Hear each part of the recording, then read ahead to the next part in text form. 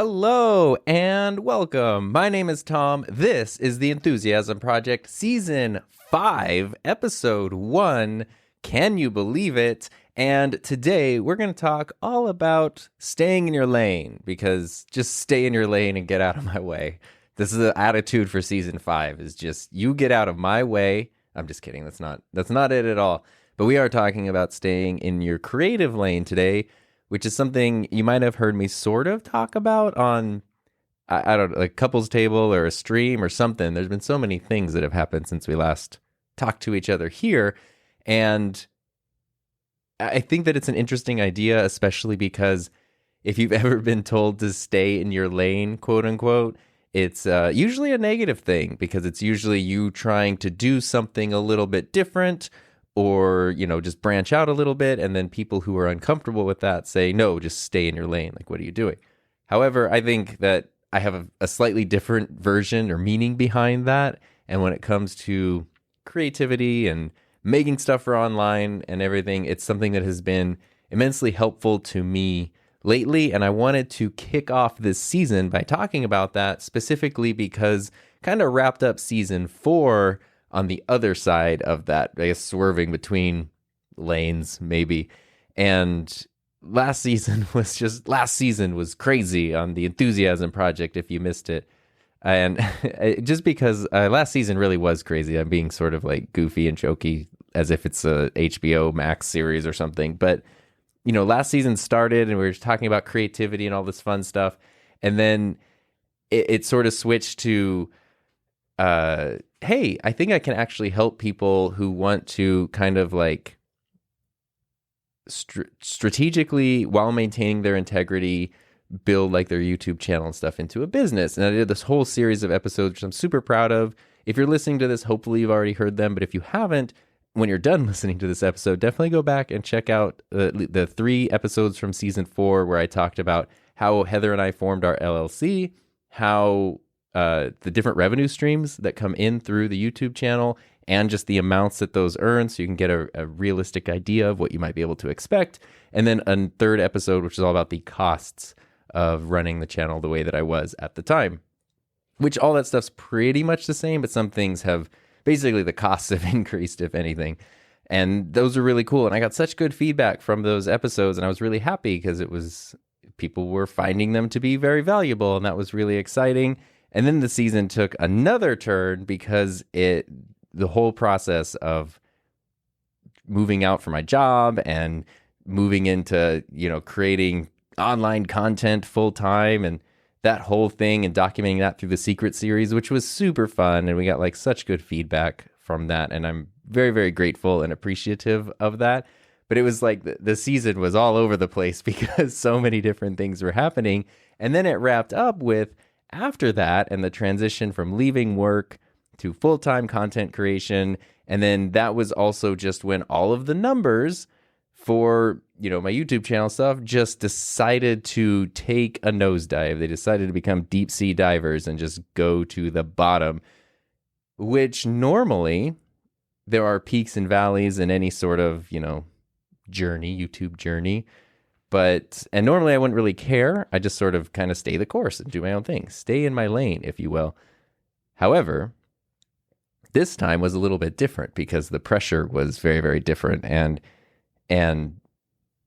where normally it would just kind of be no sweat and roll off my back, it really stuck that like I felt like I was putting more effort into things and they were doing worse. Which is not a great feeling. Look, I'm trying harder and people like it less. And I fortunately don't think it was me, because for better or worse, everybody's YouTube channels seem to be doing poorly. At least pretty much everybody I know, starting in like April or May of this year, their YouTube channels just started doing badly. There's a lot of reasons behind that. We'll get to that into future episodes. We don't need to dive too much into that right now, but it was at least like, okay, well, it's out of my control. So what do I do about that? And you probably know that towards the end of last season, I was feeling really bummed out about that. I didn't want to feel bummed out because I didn't even want to admit that those numbers and things were affecting me negatively, but they absolutely totally were. And since taking the break between seasons 4 and season 5, which is actually the longest break I've taken from this podcast. Usually between seasons, I'll take maybe 1 week off and then just jump right back into it. But this was over a month, which is actually really nice because it really like gave me the itch of, oh, I really want to like jump back in and I have all these ideas. So definitely recommend that little recharge period there. And during that time, I was kind of working through the same stuff that we were talking about at the end of last season. And I feel like I've gotten to a place where I'm happy with where things are right now. And I would like to explain that and share that so that way if you're doing anything similar or feeling any similar ways, which I kind of feel like anyone who does content creation does feel these ways from time to time, that maybe it'll be helpful and sort of interesting. So that's what we're talking about today, and that's what I'm going to explain when we talk about staying in your creative lane. Before we get into that, though, just a couple quick updates. I am doing a video version of this podcast, which I started doing last season for just about every episode, and the same thing will be true this season, unless there's a reason this season not to be doing a video version. I want to try to do a video version for every episode. It's not too difficult on my end because I have spent a ton of time trying to build this production flow out. So if you're watching the video version of this, I have multiple cameras set up, which is not an unusual thing for streams, but now I've been able to work through Ecamm to get them to alternate automatically at different intervals of time, which is kind of cool. So that way it's not just one shot, and I also don't have to be distracted by trying to remember when to switch and all that. I can just do the podcast and the camera angles will switch. And so, fine tune that. And I also incorporated the Stream Deck to automate some stuff for me. So I can do the intro with one button, and then I can transition to my alternating cameras with one button. And then when the show is over, I just have to push one button. It will play the outro. It'll do a video graphic thing for the video version. And then when it's done, it just ends the recording and ends the podcast, and I am done. It's super cool. So we'll see how well that actually works.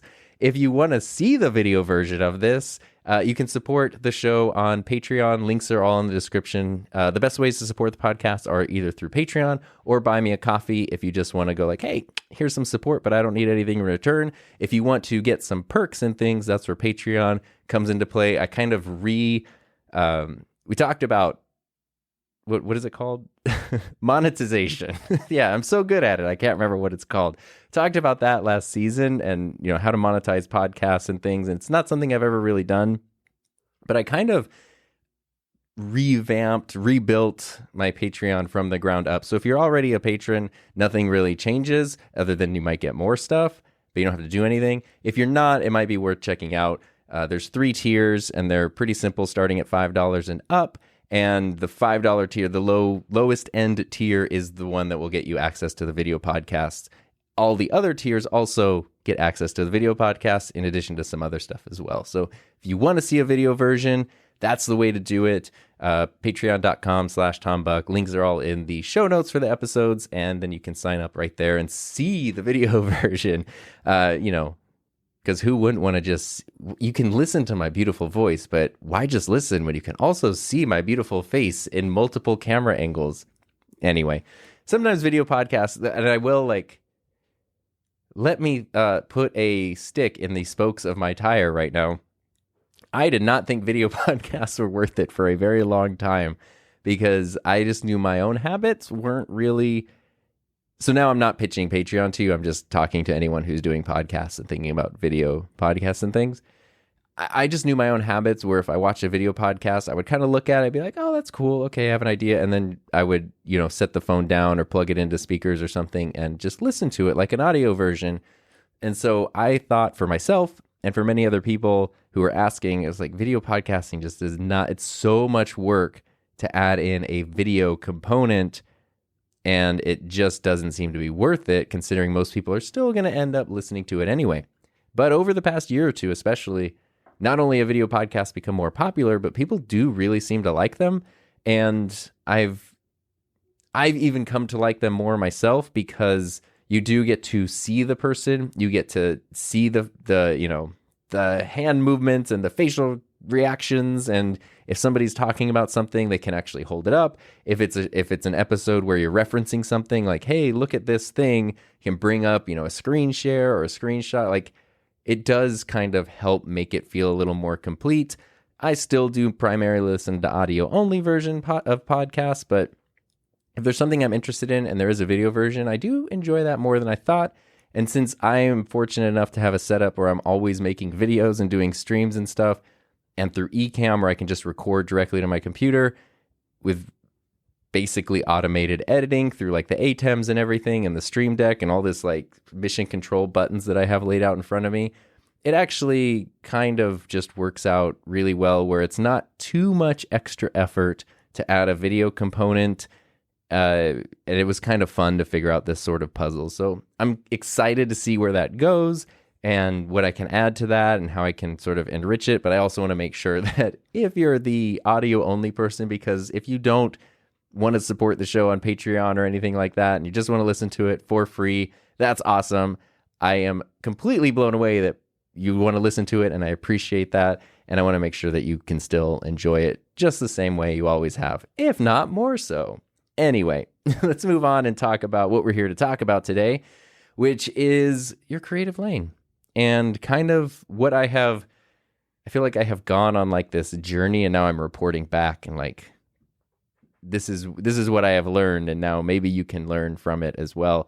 And it really, so much of it does come down to numbers and analytics and the effects that those things have on you as a creator. So first and foremost, it's kind of a joke in the YouTube creator world, or probably even beyond YouTube in any kind of creative thing, but about checking analytics too often. And I don't know a single person with a YouTube channel who doesn't say that they don't check their analytics too often.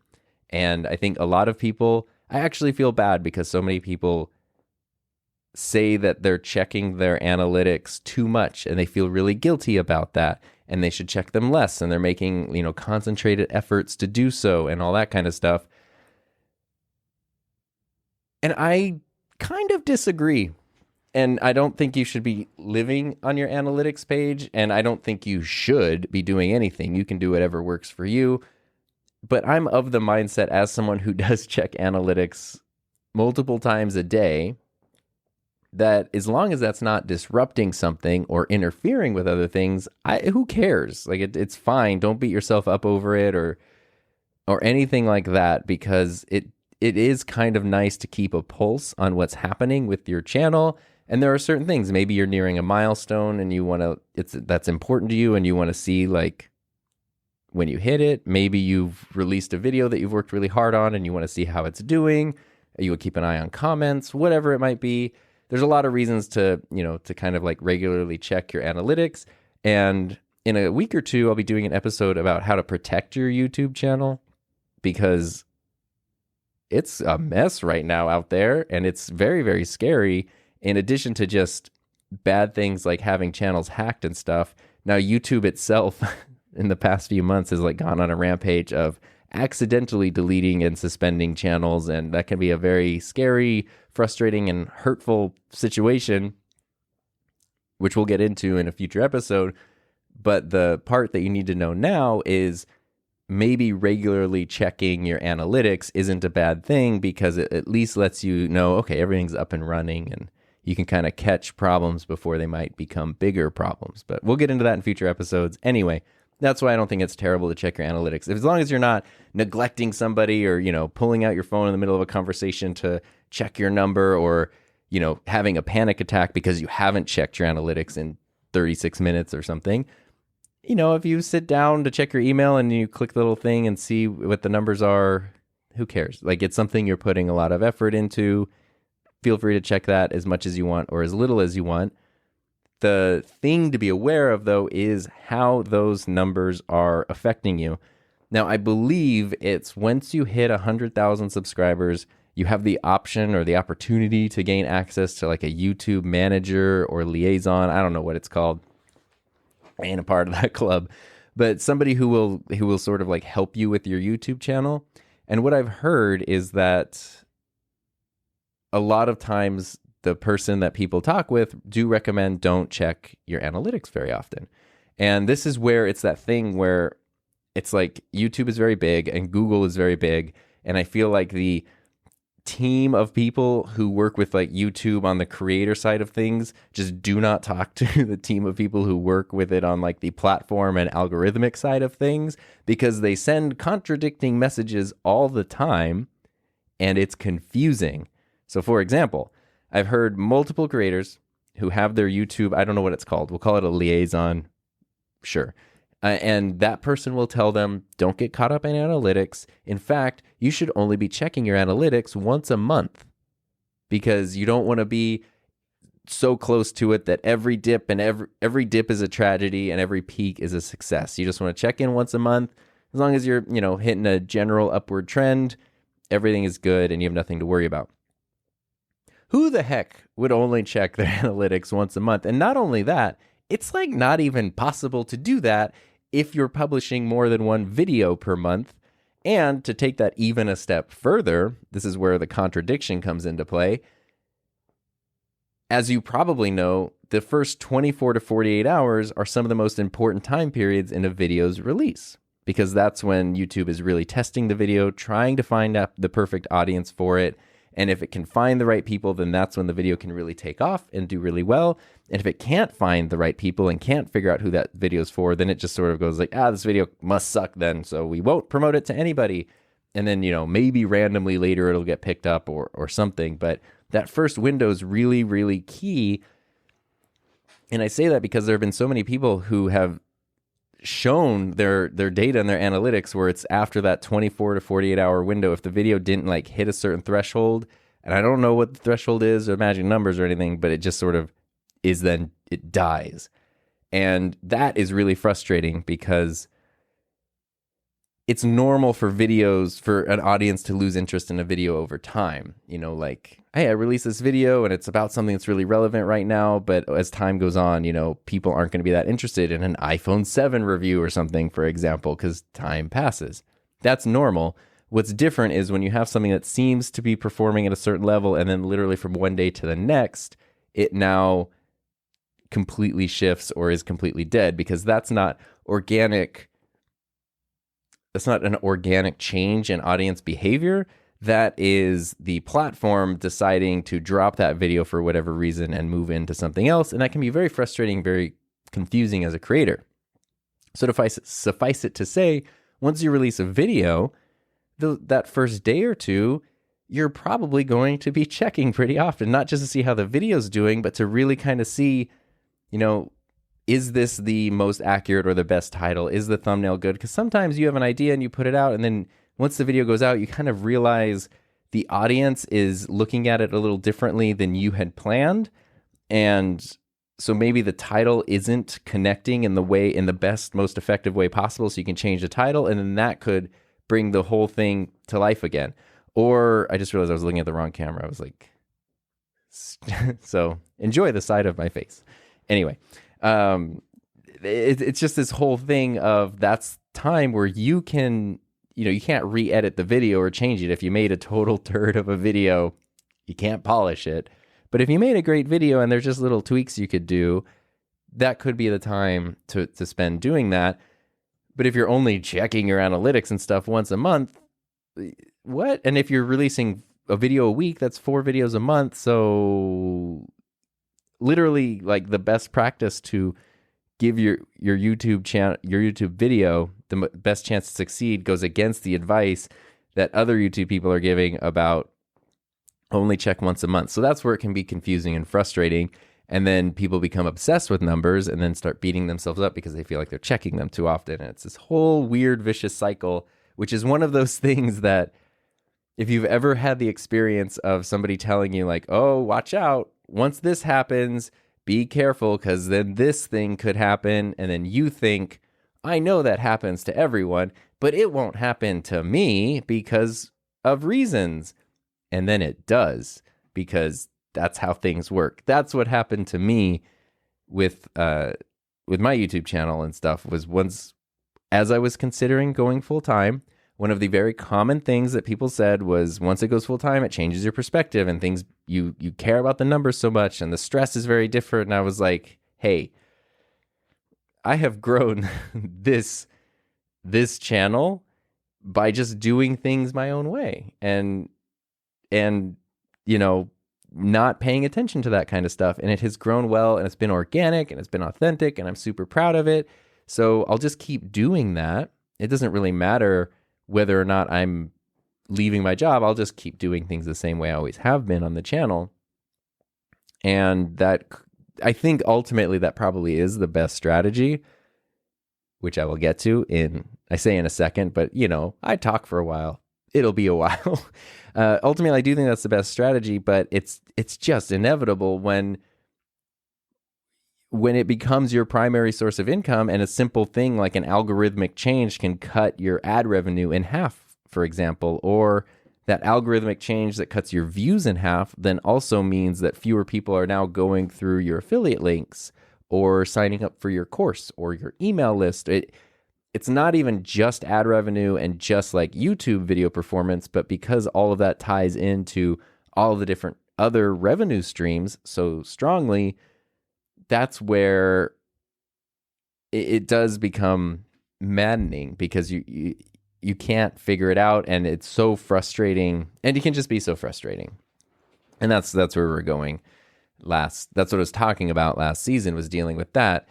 And I'm trying to think of the best way that I want to approach the next thing here. So I guess the moral of that story is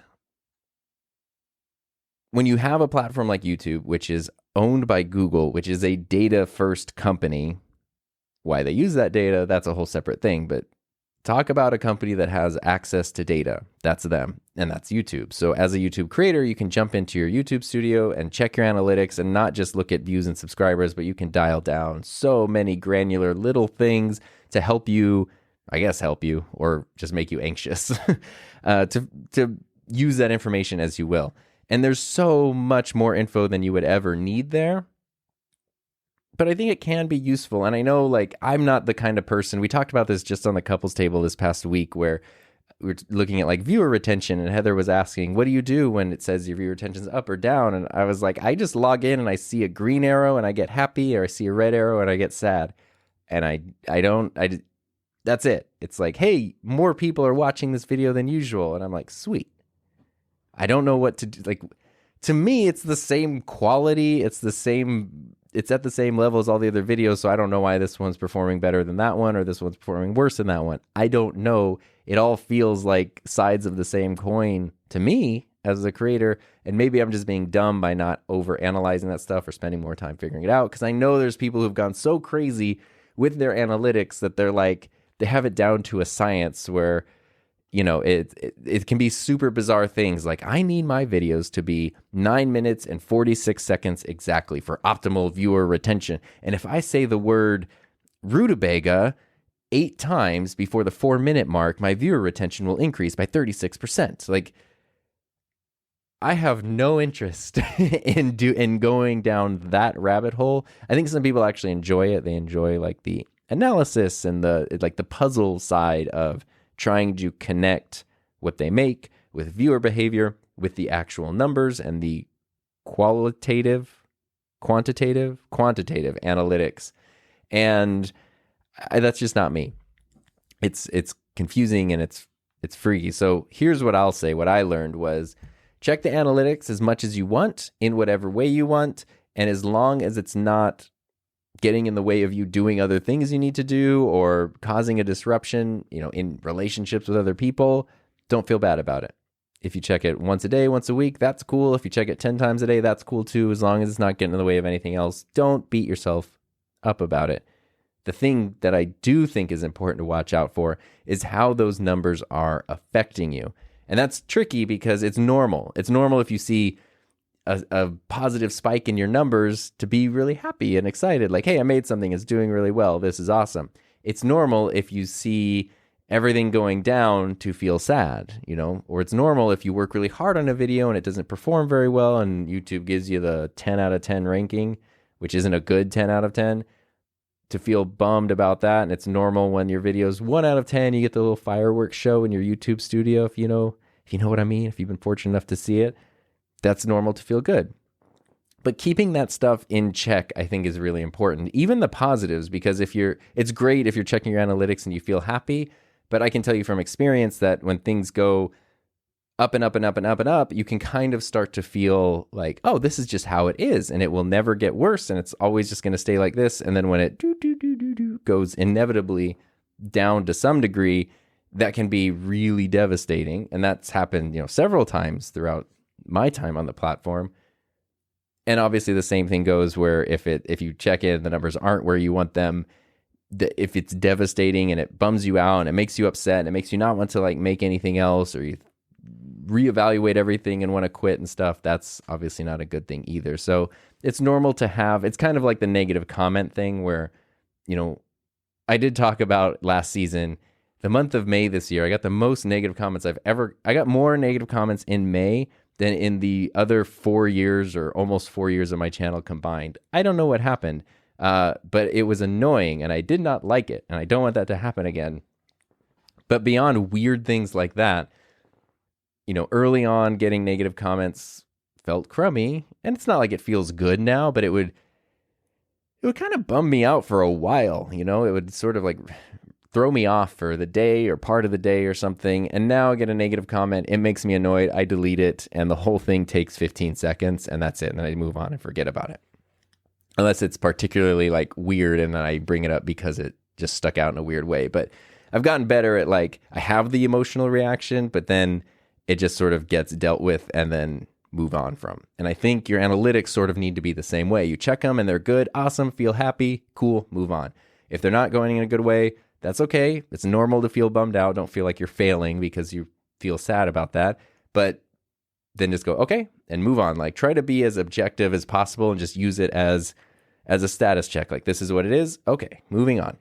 And then continue to make stuff, because this was my biggest discovery over the past, we'll call it 4 to 6 weeks.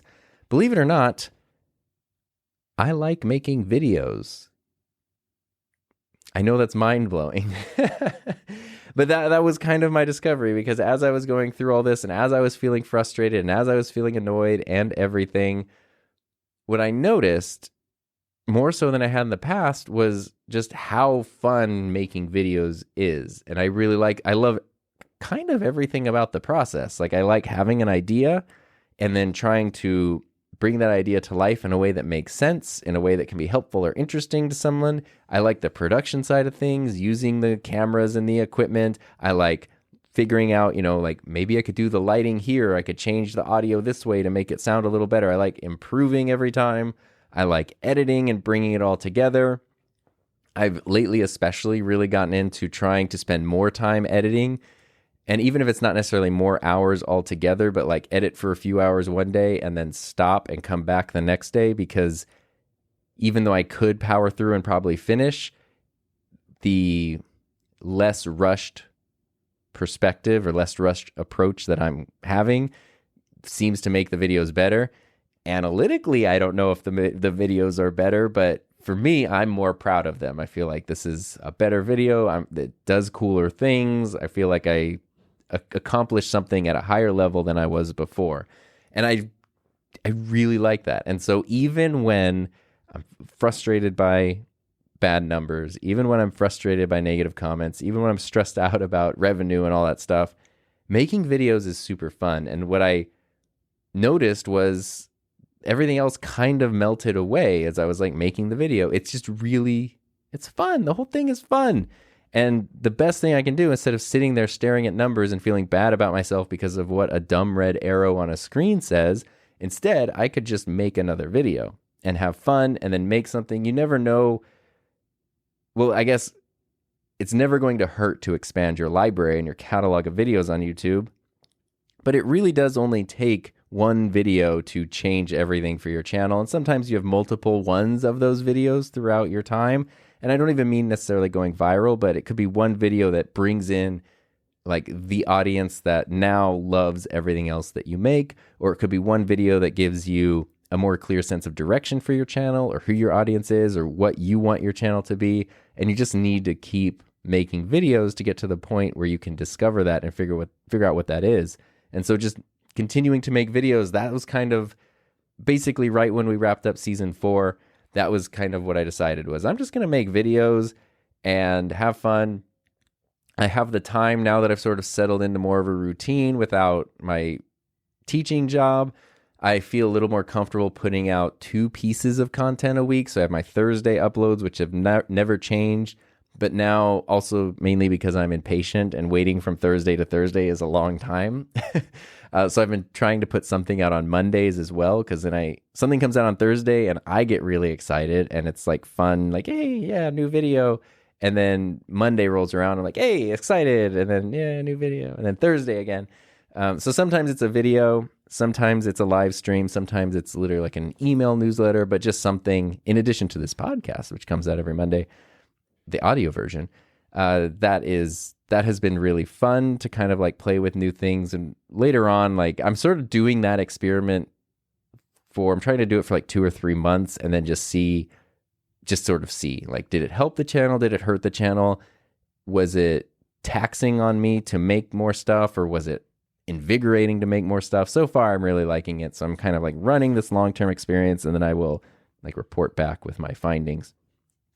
But that was kind of the thing, was I just really like making videos. And even this is where the whole topic of staying in your creative lane comes into play. So I promise I'm not trying to bury the lead. I'm just like wrapping it in tons and tons of context. And in addition to numbers and analytics, it's so easy to play the comparison game. And there's an episode there's been so many seasons now. I think it was season 3. I did an episode called, maybe it's season 2, Comparison is the Thief of Joy. And it talked all about how it feels when you start comparing yourself creatively to other people. And it is very unfulfilling and feels really crummy. And it's not a thing that I recommend that you do. And it is kind of inevitable to a certain extent. So, I guess, like, for example, I'll use Peter Lindgren as an example, who now, like, we've been friends for a long time, like genuine, legit friends. And we also have a podcast together, which we haven't recorded an episode for in like a really long time. But anyway, we started our channels at the exact same time, and our numbers were exactly the same for the first 2 years, I think it was. I mean, like, literally, like, we had the same number of videos, pretty much the same subscriber number, same view numbers. Everything was the same. If anything, my channel was a little ahead. And then in the summer of 2019, Peter's channel exploded. He is just about to cross the 500,000, 500,000 subscriber mark. And that is completely insane. And I would be lying if I said that when we, became friends and got to know each other, and like we were kind of realizing how similar our channel journeys had been, even though numbers wise they were very different, that I was kind of feeling like, wait, like we started at the same time and he's there and I'm only here, and that made me feel bad. And eventually I just kind of got over that and realized there's a lot of reasons why Peter's channel grew in a way that mine didn't, and some of those he has control over, some of those he doesn't. Some things I could potentially like try to incorporate, and some things I couldn't. And ultimately, like, even though we're on the same platform and we've been doing things the same amount of time, we're very different people. We have different audiences. There's so many differences that you can't expect one person's results to then be your results as well. It's very much an individual experience for everybody. And more than anything, I learned to be really happy, like genuinely happy for somebody I care about who sees success. It's something creative that they're putting a lot of effort into. And I know that sounds like obvious, but you've heard people say, I'm happy for you. And it doesn't really seem like they're happy for you. But I'm sure you've also experienced when something good happens to someone and it's not because it benefits you in any way. It's not because you get anything out of it. You're just happy for them because something good happened and you care about them and you're excited about that. Learning to feel that way about other people's success on YouTube is a really good thing. Like, just being happy when you see someone who's like, it's like the good the good guy's getting a win, you know, someone who's just making good stuff, having fun with it, putting positive stuff out in the world, and they're seeing success with it. That's a really good thing. And if it's someone that you know and someone that you care about, and then they're able to use that to support themselves or to find fulfillment or whatever, that should make you happy because it's a good thing for someone you care about. However, there's always the however and the but. It's difficult to get to that point. And sometimes you can start comparing yourself to others without realizing it and without realizing the effect it has on you. And I was doing a live stream several weeks ago with Doc Rock, who's like the community manager for Ecamm, but also has his own channel, which is amazing. He does live stream. He live streams all the time, but he live streams on his channel every Saturday. Just Doc Rock, and go check him out. He's amazing. And we were talking, and we were talking kind of about the same thing, like comparing yourself to others. And he was explaining that back in like his school days, he was on the track team, and he was trying to be the fastest person on the track team. And so he was constantly looking at what the other runners were doing and trying to like keep up with them and outpace them or whatever. And it was finally when he stopped doing that and just started looking straight ahead that he started performing better when he wasn't paying attention to them. And he mentioned that it was like physically his brain wouldn't let him run at full speed when his head was looking to the side because of getting hurt and things. You know, your brain doesn't want, like, you're not looking straight ahead. Cool, let's run straight ahead, especially when there's hurdles and things. Like, no, very, very dangerous. So once he started not paying attention to everyone else and looking straight ahead, he was able to then like put everything he had into going straight ahead. Now, I am not an athletic person, so I was not on the track team. I played soccer for one game in the first grade, and then I quit the team.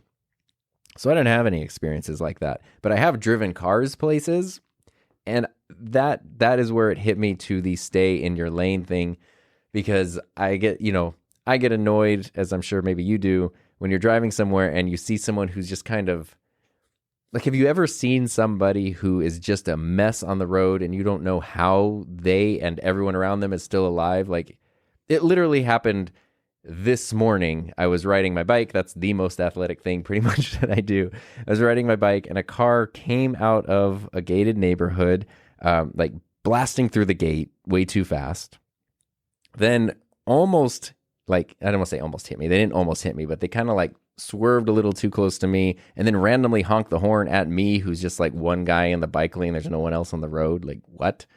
And then was like veering over into another lane, and then the passenger door like opened and closed real quick, and then like they flew around a corner without turning on their blinker or anything. And I was like, I have watched you drive for 28 seconds and you've broken like six laws and endangered yourself and others on multiple occasions. How far are you driving? Like, because this is clearly a pattern of behavior that is just gonna keep going, and that is scary and very, very dangerous.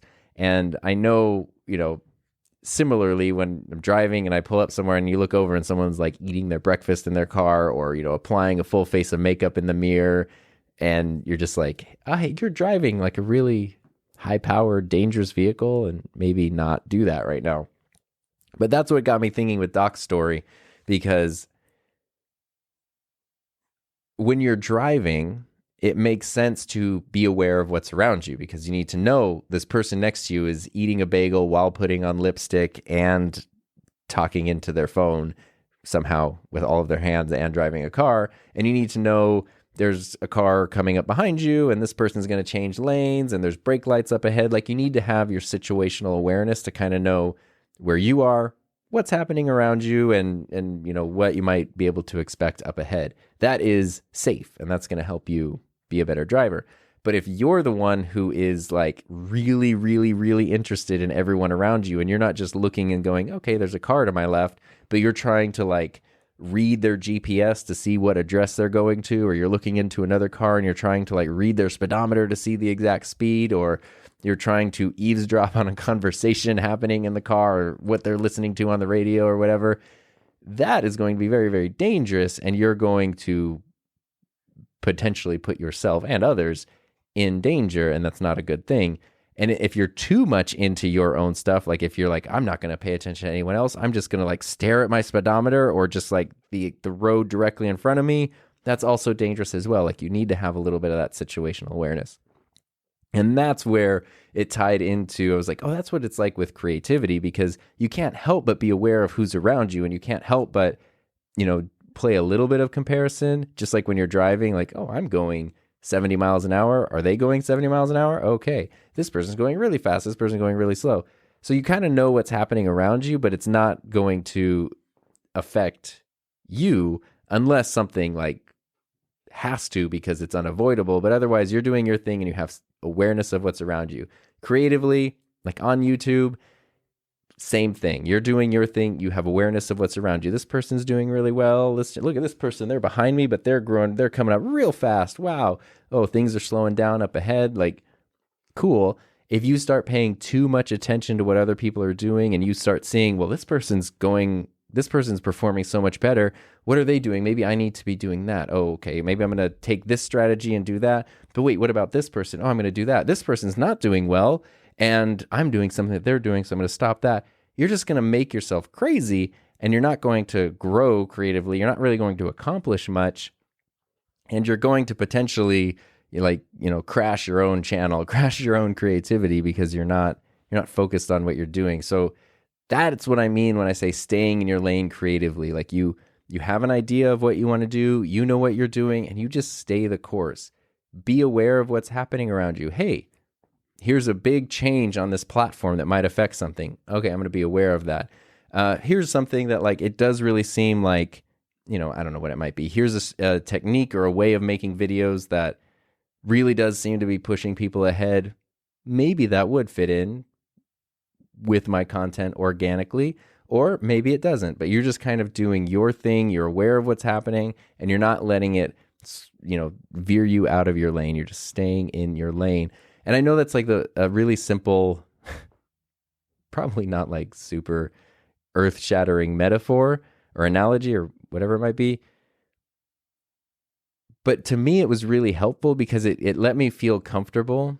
And I don't know if you've ever had that experience while driving, where sometimes if you are paying attention to, trying to really keep up with everybody and do this, that, and the other thing, it can be stressful. Whereas if you're just like, I'm going where I'm going and I get there when I get there, it's like, how relaxing and how easy. I'll enjoy a sweet podcast on the radio. I will safely, have a snack or something and just enjoy the ride. And that is such a much more enjoyable experience overall than trying to, do all this insanity while you're trying to get there. Like, it's that very, very cliche thing of it's not the destination, it's the journey, but it is very, very, very true. And so creatively, it's so freeing. And it was to me when I realized that, and I was like, okay, I'm just going to do what I do on my channel. And I hope that it does well. And if I have months and months and months where things are doing poorly, then clearly I do need to reevaluate because, something is wrong. But if there's just dips and peaks and valleys and stuff, and that's normal, and then that's fine. And that's that's all to be expected. And instead of living and dying with each change, I will just stay the course, have fun, do what I want to do, and enjoy the process, because that is what is super fun to me. And since I've been doing that, I have been so much less stressed. I've had so much more fun. I think the videos I've made have been better. And I just wanted to make sure to share that with you, because as simple as it is, it really, really helps. And sometimes just having somebody else tell you that can be beneficial, because if you think like, well, I'll just do my own thing and everything will be okay, but then you're kind of scared, like, right, everybody? Like, can I do my own thing, or is that dangerous? Having someone else tell you, like, yeah, doing your own thing is good, and it will be okay, and you can do that, and everything is fine, and you don't need to stress out about it or work yourself up or freak out about anything.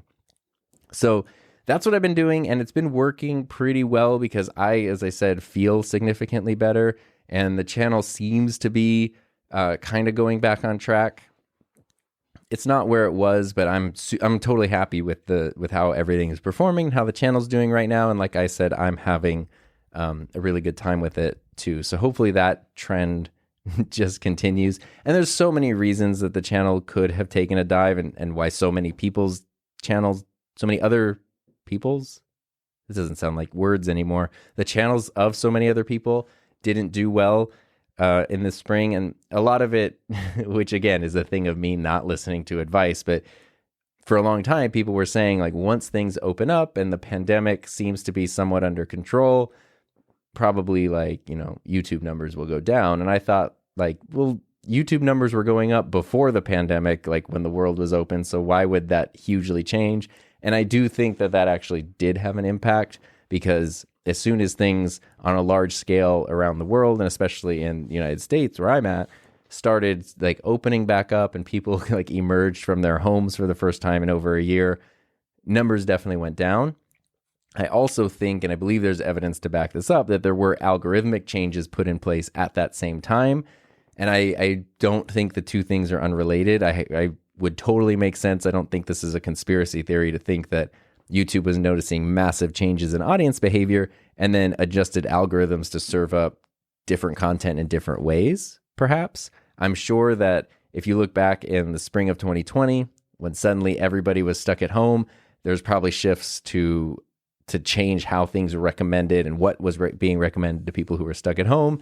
It totally makes sense that in July of 2021, people aren't as interested in like live streaming setups and audio video gear as they were in July of 2020, when suddenly it was like, I need to learn this stuff to continue to do my job because the world seems to be ending and now I need a microphone for it. And, I think that all plays into it. It's also just like, at least in the Northern Hemisphere, it's summertime and people are just out doing other stuff. Maybe YouTube's just not the thing. I would be interested to see, like traditionally the fall and the holiday time is where things start to really kick up and kick into gear, like towards the later part of the year. I'll be interested to see if that happens again this year, because at the very least that will kind of like seeing familiar patterns that aren't just true for me, but are true on a larger scale can be comforting, because you're like, okay, things are weird and all over the place, but in general, the basic trends and the basic cycles are still the way they've always been. And that is comforting. So we will see how things go. Of course, I'll keep you updated every week here through this podcast. And I did something different, which I have not yet done in 4 seasons. I actually planned and organized for the next season, which is nothing too crazy, but this is just now, I guess, for someone who produces a podcast or weekly show, here's some behind the scenes info. I just use Notes for everything. The Notes app on my computer.